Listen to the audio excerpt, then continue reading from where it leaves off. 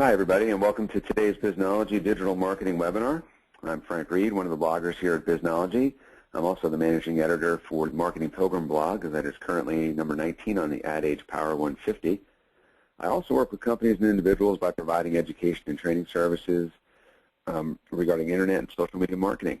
But today you'll be hearing from Mike Moran, the founder of the Biznology blog, Global Search Marketing. But before we do, we need to recognize our sponsors. We have Brick Marketing, a full-service SEO solutions company that increases website visitors. Marketing Pilgrim, the internet and social media marketing news blog. We cut through the bull so you don't have to. And Social Ally, your social media support. So as we wait for more attendees to join us here, let me review the format of the webinar. Our Biznology webinars last just about 30 minutes, so you can easily fit them into your busy schedule. We record each webinar, and we'll email you that link later this week.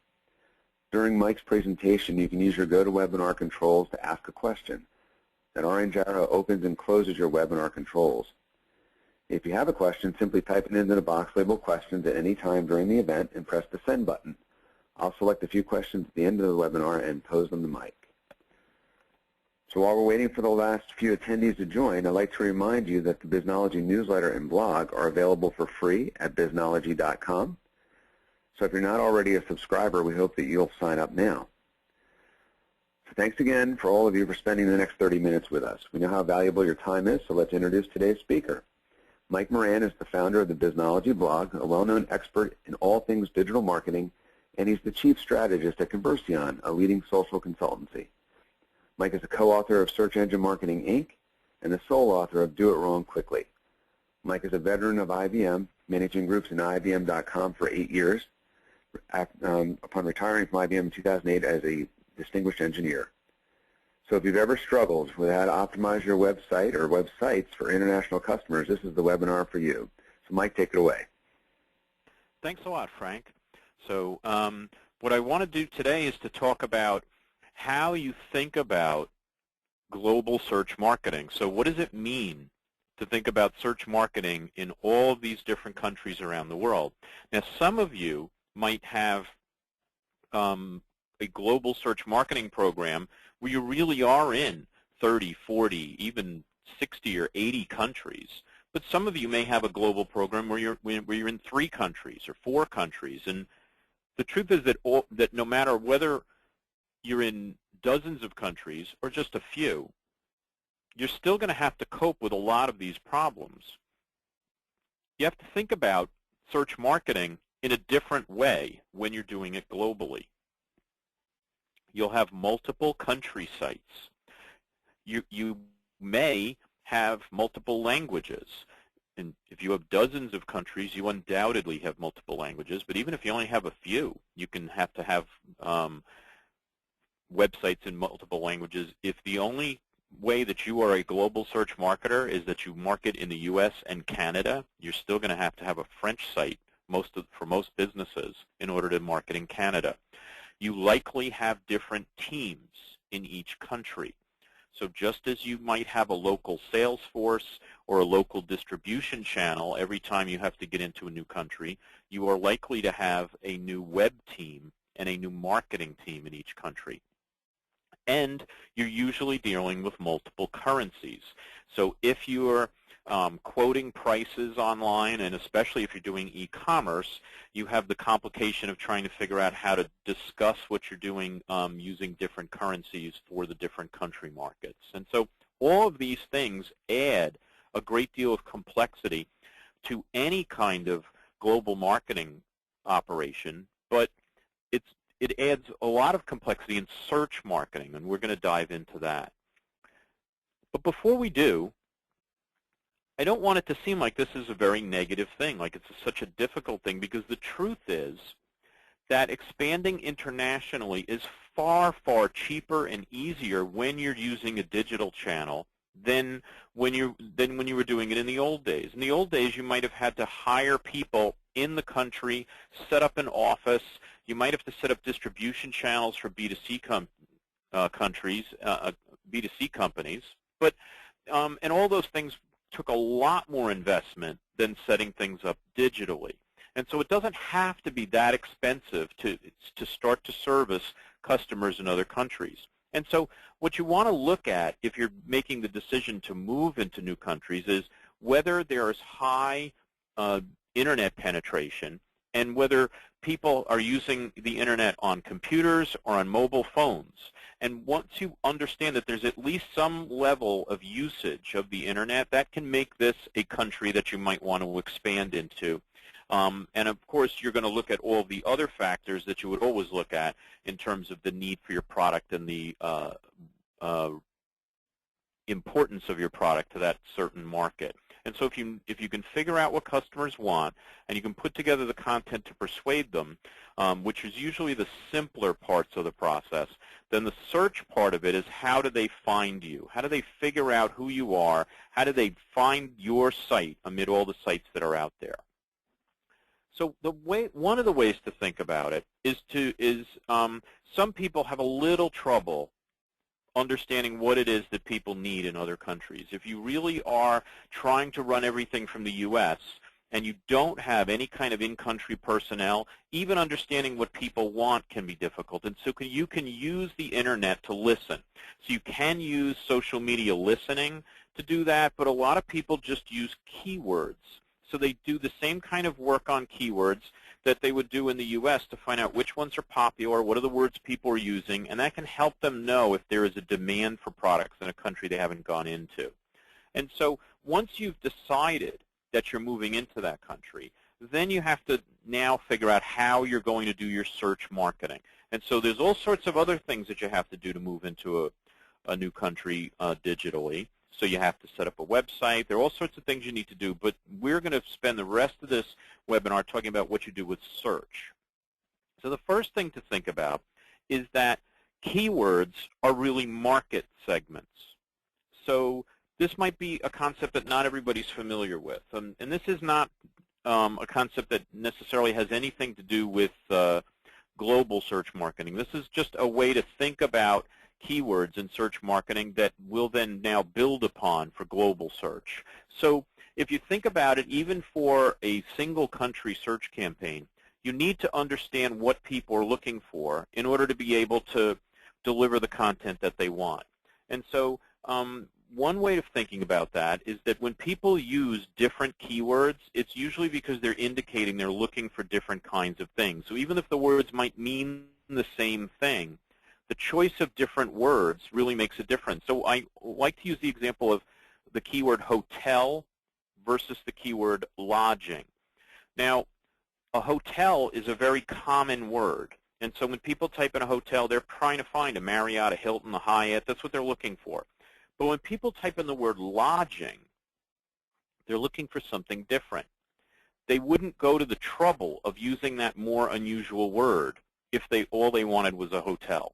And so they're looking for something else. They're looking for a bed and breakfast. They're looking for some other way of staying overnight someplace without necessarily staying in a traditional hotel.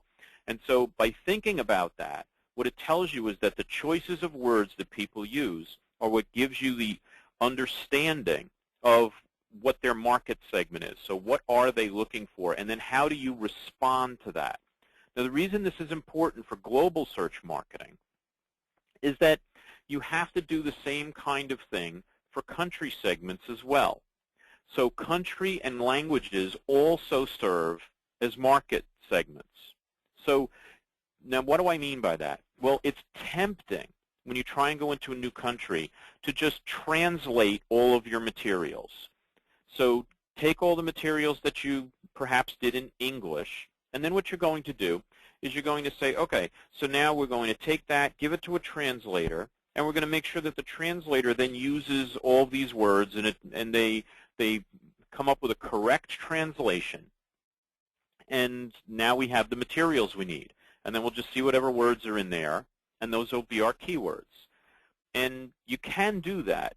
It just doesn't work that well. And the reason it doesn't work that well is because a correct translation doesn't necessarily give you a translation that helps you to win in search marketing, because those words that the translator uses aren't necessarily the most popular words. They aren't necessarily the words that are the best fit for your products. They aren't necessarily the words that people are most likely to use when they're searching for your company and your products and your services. And so it sounds difficult, and it is, but translation is only the first step. Once you translate something, you then have to go after the keyword research the same way you would when you did it in English. When you originally wrote your materials in English, you used certain words. They may have been words that you thought were really good, but you learned as you were doing search marketing that it's important to pick the right keywords in order for you to make sure you're getting the most searches to your site possible. Well, the same thing is true when you're doing it globally. So your keyword research has to be done country by country and language by language. So you might think that you have a correct translation, and you'll be right, but it doesn't mean that you're using the words that everybody else uses. It doesn't mean that you're using the best words. And that even happens when you're not doing translation. So even as you go to a country, so suppose you're going from the U.S. to England. So if your copy has in it words like truck and carriage and custom, I mean, these are all words that are not used the same way in Great Britain. So a truck is a lorry, a carriage is a pram, the word custom is usually used as bespoke. And so understanding what the language is, even when you're not translating, is critically important country by country. You can imagine how much more important it is when you're trying to optimize after you've translated it to a new language. So this is one of the most critical things that people get wrong when they try and do global search marketing. They just make the assumption that as long as the material worked in the U.S., it will work in the other countries as well. And so obviously they'll translate it to the new language, but that's about all they'll do.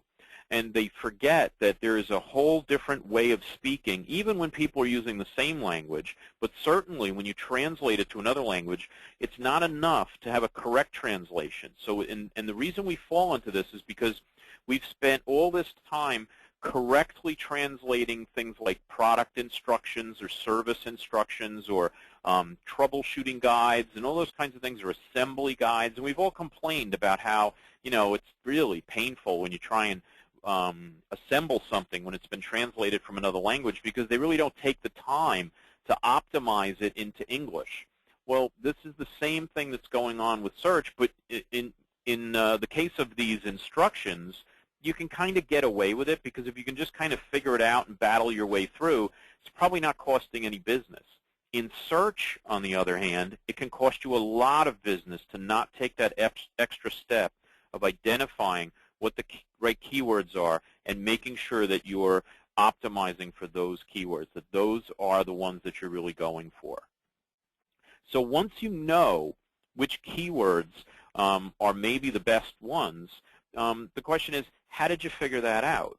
Right? So you'd say, okay, I get the idea. We don't want to just translate. We want to make sure we're using the most popular keywords, the keywords that are the best fits for our sites, for our products and services. But how do we know? And so the way you know is to use keyword research tools. So if you have experience doing search marketing in the U.S., you're very likely to be familiar with some of these keyword tools, and you probably use them to understand what the right keywords are in the United States. Well, you can use these same tools to be able to identify country by country and language by language what the popular keywords are in other markets. And so you can use, for example, the Google keyword tool, which is free. The Trillion keyword discovery tool is also, I find, a really good one. I find that sometimes it has better and deeper sets of keywords than are in the free Google tool, but you do have to pay for it. So the other difference with Trillion is that it brings keywords in from dozens of different search engines, not just from Google. Now, in some countries, that doesn't matter very much. I mean, if you're looking in Norway or a Scandinavian country where Google has a market share of 96%, you don't really care about getting keywords from other search engines. But Google doesn't have 96% market share in a lot of countries. So it's really important that as you go country by country, you figure out which search engines you're going to target. This is especially important for paid search, because you can think about the fact that, say, in China, the search engine Baidu is the leading search engine. It has 75% share. So if you just say, well, we're just going to buy paid search for Google, because Google is, worldwide the leader in search, you're actually losing 75% of your audience in China. And so country by country, you can look and see which ones have the market share, and then you can decide which ones you're going to optimize for. And so in the countries where Google has a pretty minority market share, it might be more important to use that Trellian tool because it's possible that the people using Google are not using the same keywords in the same proportions as people who are using other search engines. And so you might want to have a broader set of sources for where you're getting that keyword research from. So paid search globally is relatively simple. It's not a breeze, because you do have to do all that keyword research. You do have to optimize your ads using the right words and trying to make sure that you get high click-through, and you have to do that country by country, language by language. So you do have to do all that work, but it's relatively simple to understand.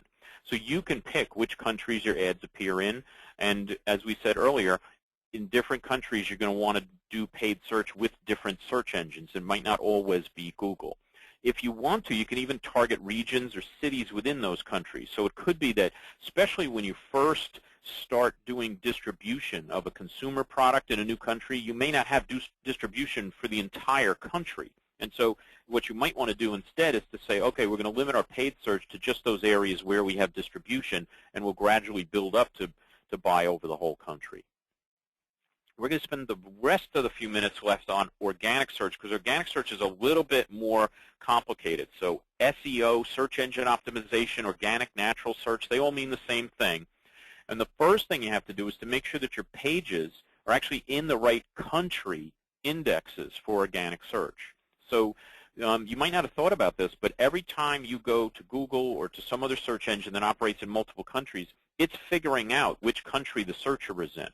And then it's limiting those search results, for the most part, to a country or at least a region based on where they think the person is. And so you have to make sure that your pages end up in the right search index, which is not all that easy sometimes, because especially if you're a multinational company, you may not have top-level domains that tell the search engines which country the pages are in. So if you're in Sweden, for example, most Swedish companies will have a domain that doesn't end in .com, it ends in .se, because that's the 2-character code for Sweden. But if you're a multinational company, you might not have a .se domain. You might have all of your country pages in your .com domain.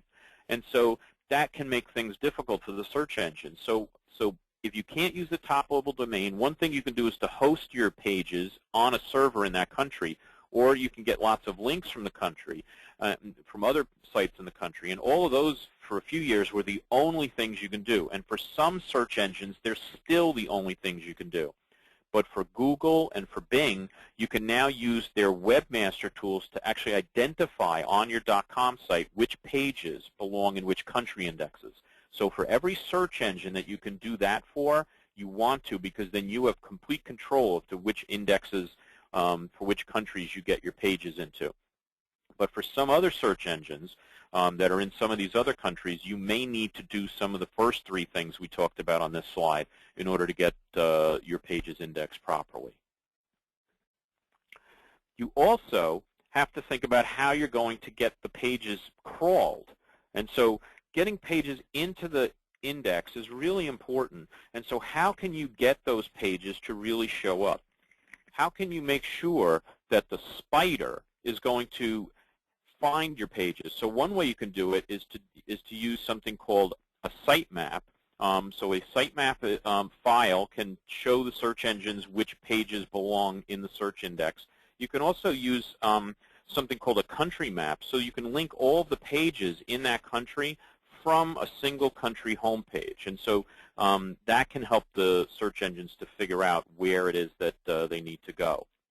The other thing that you need to focus on is, once you know that the pages are getting in there, we talked talked about how you can't just translate your keywords, but you also can't just translate all your pages and leave them alone. Once you know those keywords are the right ones, then what you need to do is to understand how you're going to get the translators to then start using those keywords when they do the page translations. So it's a multi-step process. You're going to start out by just taking a few pages and translating them. Then you're going to do your search optimization to understand what words are really the right ones to optimize for. Then you're going to tell your translators that these are the words that you want them using when they do the translation. The other thing that you need to do is you need to make sure that the search engines understand your national language. So how do they know that a page is in Japanese, for example, or it is in Spanish? And so in order to do that, Google and a lot of the larger search engines can just figure that out automatically. They can look at the page, they can analyze the content, and they can figure it out. But for smaller search engines, and a lot of search engines that are maybe popular in only a couple of countries, you have to have the tags in your file correct. So on your pages, in your HTML, you need to make sure you have the right language and character set, meta tag set, so that the search engine correctly figures out what language it's in. The other thing you want to think about when you're doing a global search campaign is you want to understand which things you're going to do centrally, so in the home office, in the home country, and which things you're going to do in the local country market. And so you need to make a list of all of the things that you do in search marketing. What are the things that you're focused on? All the tasks that you're expecting people to do. Then what you want to do is you want to analyze your organization structure. So think about how you're organized as a company. So if you're a multinational company, that's pretty simple because basically you have very little that goes on in corporate headquarters, and almost everything goes on in the country business units. But if you're a conglomerate, you may have multiple companies that each manage themselves. If you're a product-oriented company, then maybe each of your products has its own business unit. Functional companies might be organized so that marketing is in one place, sales and service are in somewhere else. And so you have to look at how your company is organized to figure out where you put things. And for a lot of companies, they have more than one of these organizations. So they might be a product-oriented company, but then they also have a multinational aspect. So maybe the product divisions are organized by product, and they're mostly managed in the home country, but the marketing is managed country by country. And so you need to figure out how you're organized in order to make decisions. And then what you do is you go through each task, and you say, okay, for all the tasks that we have to do, where does it belong? So do we have the ability to take this task and do it centrally? Do we have another task that we want to take and we want to do it somewhere else? And so depending on how you're organized, you might make different decisions. So many times targeting search engine is something done by that extended country team because if you have marketing people who are in the country, then they will know what the popular search engines are. And so you might want people closer to there. And the same thing could happen for planning keywords. But a lot of companies want to do metrics reporting centrally because they want to guarantee that they're measuring all the same things country by country, or defining standards centrally. And so depending on what it is that you're doing, you may have to figure out different things. So as you decide these tasks, you're going to pick out tasks that should be country-specific, that should be language-specific, and others that might need centralization. And you might make different decisions based on your organizational structure and based on what it is that you're trying to get done and to optimize and where those skills are. But these are things that as you're doing these multi-country campaigns, you need to focus on how you're going to do that. And so I spend a lot of time helping clients organize these kinds of multinational campaigns so that they really understand how to get the work done and how to make sure that each country is doing all the things they need to do. So thanks for listening to this. I know we've got a few questions, and Frank's been collecting them up, and he's going to ask them now. We also hope that you'll join us for next month's webinar in May when I'm going to talk about agile marketing, so how you can quickly try marketing experiments, understand what's working and not working, and then make changes so that you so that you optimize not just search marketing, but just about any kind of digital marketing.